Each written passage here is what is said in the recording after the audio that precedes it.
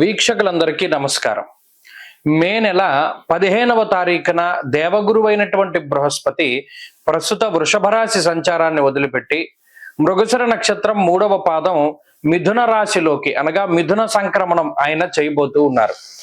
ఈ సంక్రమణంలో భాగంగా ద్వాదశ రాశుల వారికి ఏ విధమైనటువంటి శుభాశుభ ఫలితాలు కలగబోతూ ఉన్నాయి, అలాగే ప్రత్యేకించి ఈ గురుని యొక్క సంచారానికి సంబంధించినటువంటి సందేహాలు కొన్ని ఉంటాయి. ఉదాహరణకి మిథున రాశిలో గురుని యొక్క సంచారం ప్రారంభమైనప్పుడు సరస్వతీ నదీ పుష్కరాలు అనేటువంటివి వస్తాయి. అలాగే ఈ గురుడు ప్రత్యేకించి ప్రతి సంవత్సరం గురు ద్వాదశ మాసాన్ని త్రింసన్మాసంసనేశ్చరః గురువు 12 నెలల పాటు ఒక రాశి యందు సంచారం చేస్తారు జనరల్ గా అయితే సంవత్సరంలో ఏమవుతుంది, కొన్ని సందర్భాల్లో అతిచార గతే జీవవు గురునకు అతిచారము అనేటువంటి ఒక అవస్థ ఉంటుంది. అలాగే వక్రత్వము అనేటువంటి మరొక అవస్థ కూడా ఉంటుంది. అంటే సాధారణంగా గురుడు ప్రతి సంవత్సరంలోనూ కూడా 2 రాశుల్లో సంచారాన్ని చేస్తారు. ఇదే గురువు ఒక సంవత్సర కాలంలో 3 రాశుల్లోకి ప్రవేశం చేస్తే అది అరిష్ట యోగంగా చెప్పబడింది జ్యోతిష్ శాస్త్ర రీత్యా.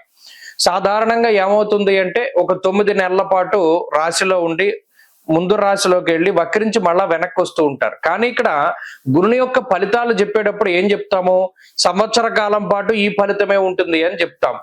శ్రోతలు ఏం చేయాలి అంటే ఇప్పుడు మిథున రాశిలో గురుని యొక్క సంచారం వల్ల ద్వాదశ రాశులకి ఫలితాలు మనం చెప్తూ ఉన్నాం.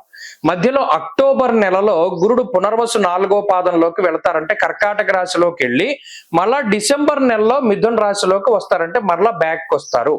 ఆ 2 నెలలు మినహాయించి మిగతా 10 నెలలకి ఈ ఫలితం అనేటువంటిది అన్వయం అవుతుంది.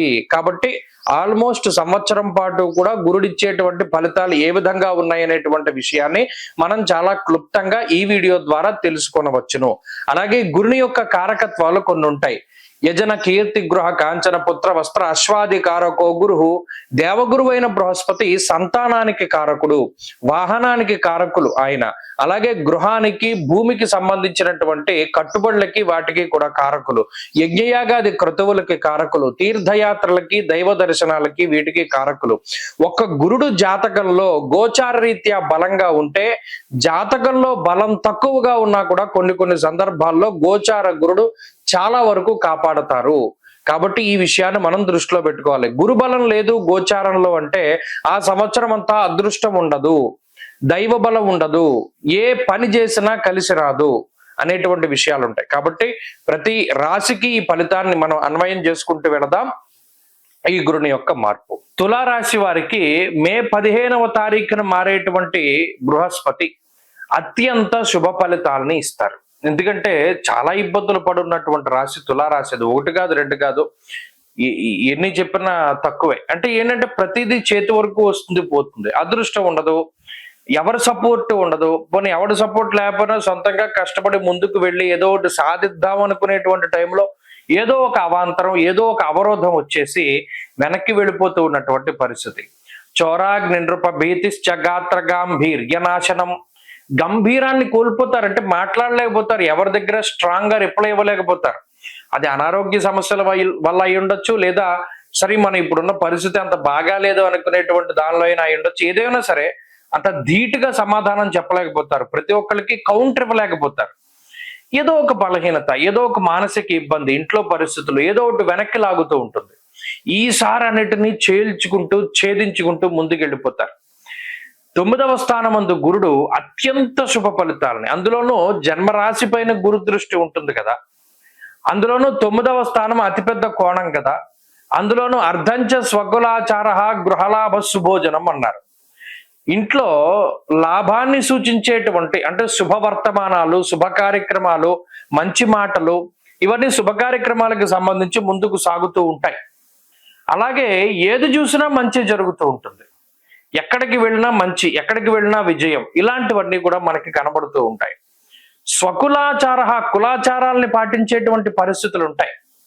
అంటే చక్కగా వివాహాది శుభ కార్యక్రమాలు జరగడం, దానిలో మన కులాచారాలని ప్రాంతీయాచారాలని పాటించడం, అలాగే సంతానం కలగడం, సంతతి అభివృద్ధిలో ఉండడం, అలాగే ఏదైనా ఇంట్లో వివాహాది శుభ కార్యక్రమాలు మీకే జరగవలసి వస్తే జరగడం, కుటుంబ ఆర్థిక అభివృద్ధి, శ్రేయోభివృద్ధి, బంధుమిత్రుల యొక్క అనుకూలత, ఇవన్నీ కూడా తులారాశి వారికి చెప్పబడ్డాయి. అన్ని విధాలుగా కూడా ఈ గ్రహస్థితి ఈ రాశి వారికి మంచే చేస్తుంది. ఎందుకంటే గురువు 12 నెలల పాటు ఒక రాశి యందు సంచారం చేస్తారు జనరల్ గా అయితే సంవత్సరంలో ఏమవుతుంది, కొన్ని సందర్భాల్లో అతిచార గతే జీవౌ, గురునకు అతిచారము అనేటువంటి ఒక అవస్థ ఉంటుంది. అలాగే వక్రత్వము అనేటువంటి మరొక అవస్థ కూడా ఉంటుంది. అంటే సాధారణంగా గురుడు ప్రతి సంవత్సరంలోనూ కూడా 2 రాశుల్లో సంచారాన్ని చేస్తారు. ఇదే గురువు ఒక సంవత్సర కాలంలో 3 రాశుల్లోకి ప్రవేశం చేస్తే అది అరిష్ట యోగంగా చెప్పబడింది జ్యోతిష్ శాస్త్ర రీత్యా.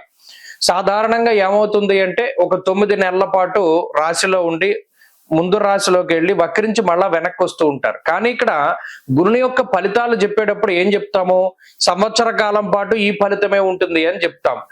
శ్రోతలు ఏం చేయాలి అంటే, ఇప్పుడు మిథున రాశిలో గురుని యొక్క సంచారం వల్ల 12 రాశులకి ఫలితాలు మనం చెప్తూ ఉన్నాం. మధ్యలో అక్టోబర్ నెలలో గురుడు పునర్వసు 4వ పాదంలోకి వెళతారంటే కర్కాటక రాశిలోకి వెళ్ళి మళ్ళా డిసెంబర్ నెలలో మిథున రాశిలోకి వస్తారంటే మరలా బ్యాక్ వస్తారు. నవమంలో ఉండేటువంటి గురువు పూర్వపుణ్యానికి సంకేతం. అంటే గత జన్మల్లో మనం చేసుకున్న పుణ్యం సుఖం రూపంలో, సంపద రూపంలో ఈ జన్మలో మనం అనుభవించడానికి గురుడు 9వ ఇంట్లోకి వచ్చినప్పుడు ఆ పుణ్యాన్ని మనం అనుభవించేలా చేస్తారు. కాబట్టి ఆ పుణ్యరాశిని అనుభవించేటువంటి సమయం కాబట్టి. అలాగే ఇంకో విషయం చెప్పాలంటే మన పుణ్యం సంప్రాప్తం అవ్వడానికి కూడా, అంటే పుణ్య కార్యక్రమాలు చేయడానికి కూడా గురుడు అనుకూలిస్తారు. అంటే ధార్మిక కార్యక్రమాల్లో పాల్గొనడానికి అటువంటి వాటన్నిటికీ కూడా గురుడు అనుకూలిస్తూ ఉంటారు. కాబట్టి ఈ సంవత్సరం తులారాశి వారికి ఉద్యోగంలో ప్రమోషన్లు కనబడుతూ ఉన్నాయి, ఆశించిన చోటికి ట్రాన్స్ఫర్లు కనబడుతూ ఉన్నాయి. అలాగే ఉద్యోగపరమైనటువంటి ఎదుగుదల, వృత్తిపరమైనటువంటి ఎదుగుదల ఉన్నది. చదువులకి ప్రత్యేకించి లాంగ్ టర్మ్ కోచింగ్లు తీసుకునేటువంటి వారికి కలిసి వస్తుంది. దేశాంతరాల్లో ఉండేటువంటి వారికి కలిసి వస్తుంది. అన్ని రంగాల్లో ఉండేటువంటి తులారాశి వారు అద్భుతమైనటువంటి రాణింపుని కలిగి ఉంటారు. ఆరోగ్యము, ఆర్థిక సంపత్తి అభివృద్ధిలో ఉంటుంది.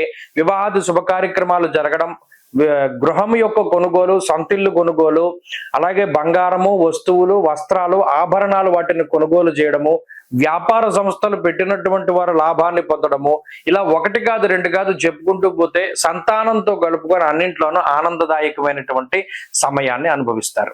కాబట్టి తులారాశి వారికి ఇది అత్యద్భుతమైనటువంటి సమయం. దీనిలో భాగంగా షష్ఠశని కూడా అనుకూలిస్తారు. ఇవి 2 కూడా చాలా అనుకూలించేటువంటి అంశాలు. ఈ ఫలితాలన్నీ కూడా చాలా చక్కగా వస్తాయి, వాటిని అనుభవించవచ్చును. స్వస్తి.